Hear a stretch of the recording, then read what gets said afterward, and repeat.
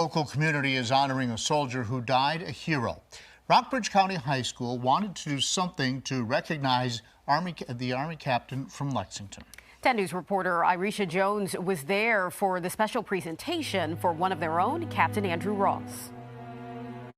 People in Rockbridge County will always remember number 23 as one of the best to hit the soccer field. Oh, say can you see?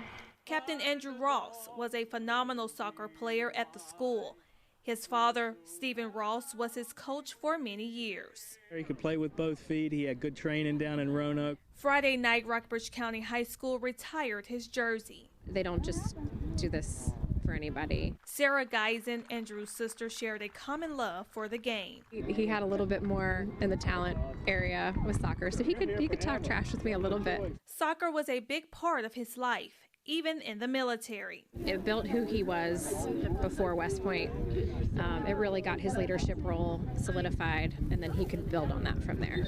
Beth Ross says she's proud of the man her son became. He had a very good heart. He loved pleasing people, and he was a good boyfriend and a good husband.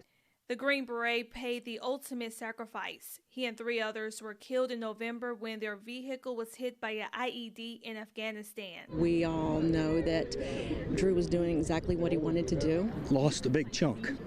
You know, you're proud of your kids. I miss him terribly. A plaque dedicated to Ross is forever etched in the stadium's press box. It sits next to another plaque in honor of one of his closest friends, Chase Prasnicki, also a Rockbridge County graduate who also died in combat. In Rockbridge County, Irisha Jones, 10 News, working for you. And that framed jersey that you just saw will be placed in a trophy case inside the school.